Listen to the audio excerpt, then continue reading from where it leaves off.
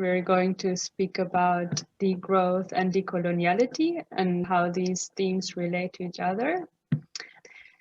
When we talk about decoloniality and degrowth, how would you sum up this conversation in one sentence? Decoloniality is a political project that aims to dismantle the big narratives and the diverse world patterns of power that make up this world system. And one of these patterns of power is capitalism. And degrowth seeks to dismantle capitalism by putting into practice like an economic and political project based on community economies, community care economies, solidarity, reciprocity economies that not only care for humans, but also for non-human others. Like it's an economy across species. The processes and practices of decolonization are a way to resist Western hegemony, and degrowth is one of these practices. So there's the conversation, or there's where decoloniality and degrowth get together.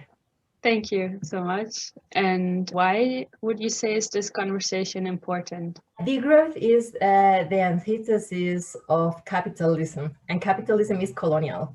So that is why this conversation is relevant, because another world is only possible if we question the roots of that which dominates us, exploits us, and creates conflict in our everyday life.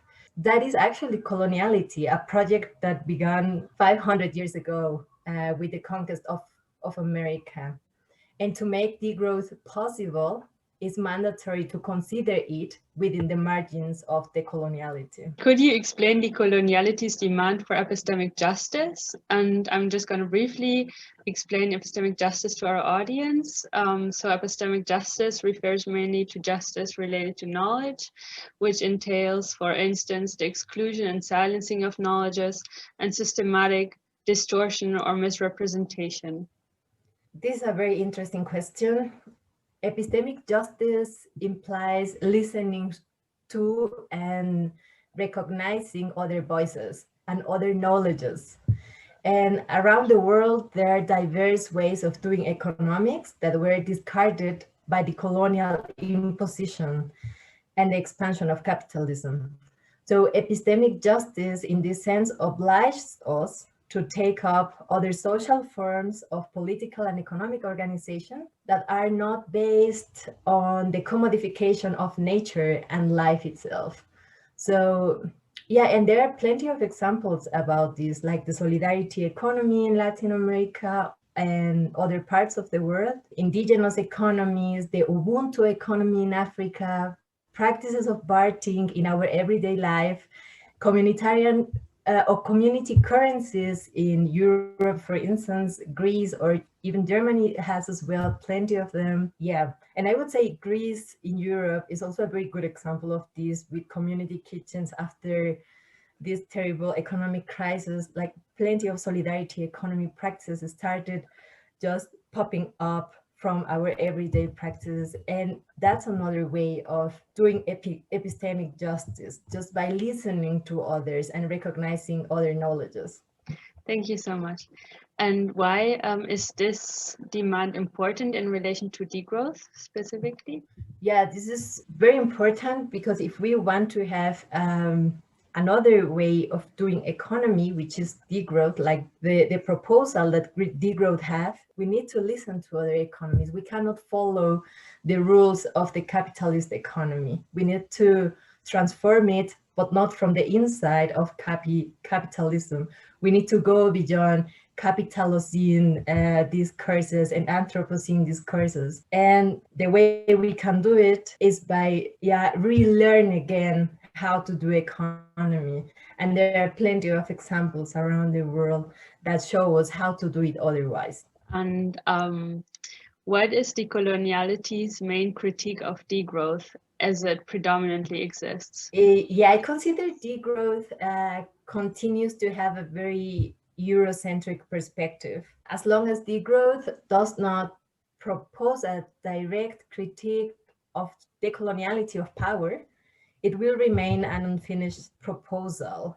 So degrowth needs to make an exhaustive critique of the patterns of world power that are like race, sex, gender, domination, exploitation of labor relations, the conquest of subjectivities, and the coloniality of nature.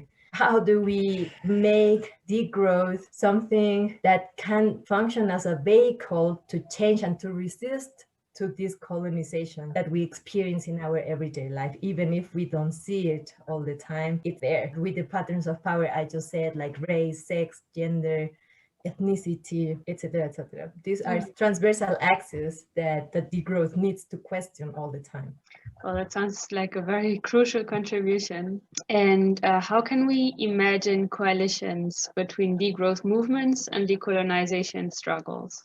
Building transnational networks and creating spaces for diverse dialogue is one of the ways we can navigate these coalitions. And there are examples on the world of indigenous movements and community movements participating, for instance, in regional constituent assemblies, making plans and strategies together to think about decolonization and the strengthening of other economies. And a good example of this is, for instance, the Zapatista movement in Mexico. They have this little Zapatista school, La Escuelita Zapatista, and the Zapatistas invite people, for instance, to learn how other world is possible. They do this with the intention that these people question their privileges, the way they have behaved in their everyday life, and the different patterns of power that they reproduce in their daily lives. So I would say that creating transnational networks and creating spaces for diverse dialogues and also spaces for relearning and de-learning is what we need to create coalitions.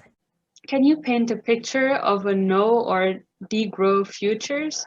What might a focus on this theme mean for what these futures look like?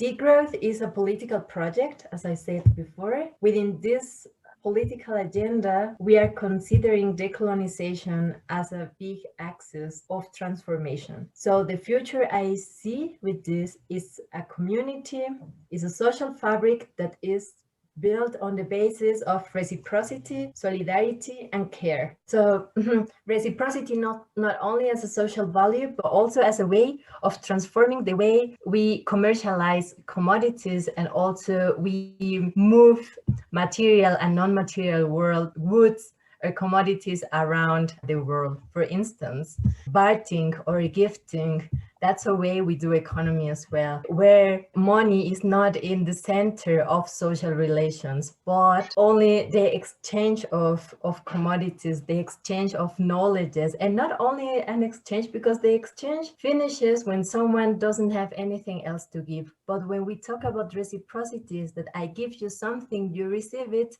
and then you give it back in another way, in another form. Probably you give it back as a knowledge. Imagine I give you, I don't have anything to pay you, for instance, the eggs you produce, but I know German, so I can give you my German knowledge in exchange for the egg that you are going to give me back. And afterwards, as a reciprocity way, I will give you, don't know, I will pay you probably with other stuff, inviting you, eating up as well my eggs. Probably it sounds very hippie, but if we don't imagine it this way, we will never see the future we want to build. And we need decoloniality and degrowth needs a lot of imagination and needs a lot of creativeness. The more we imagine, and even when it looks ridiculous in our head, that fosters us to move forward to a better future. I also talk about care. Care has been understood as a practice of exploitation, domination, and conflict towards women who are in charge of sustaining life for the reproduction of capital. And we have to transform this idea of care from a feminist perspective that manages to dislocate these conflicts. So care is giving decolonization and also degrowth a feminist perspective, which is completely needed. And in this sense, this feminist approach allow us to think about an ethic of care that let us understand it as a vehicle to consolidate relationships of solidarity, reciprocity, and mutual support between humans and non-human. Great. And yeah, our question here was focused on futures, but as you mentioned before, a lot of these practices are already being enacted in different corners of the world. So this is probably something to be optimistic about. Yeah, definitely. There are several examples of this. So these practices are not new. Solidarity economy, reciprocity practices, and caring communities were there before the conquest of America, like 500 years ago. There are still indigenous communities in Latin America and Africa, as I said, with solidarity economy or with Ubuntu economy, that they show us how capitalism is not the only way to move commodities around the world. It's how people can get involved in contributing to the stream's work and vision. So also perhaps for the members of our audience that might be interested in somehow contributing to a decolonial approach within degrowth. We need to create spaces of dialogues, multi-dialogues, three dialogues, all kinds of dialogues. That's very important to communicate. But it's more important, and this is very crucial, we need to learn how to listen. We need to listen the request of the others. So Decoloniality is a communitarian political project that requires contact, resistance. People need to shout, to scream what they want, but requires to listen a lot. It requires also to de-learn what we have learned so far. And I would say that art, creativity, and the rescue of several values as reciprocity and solidarity are crucial to move forward with this conversation.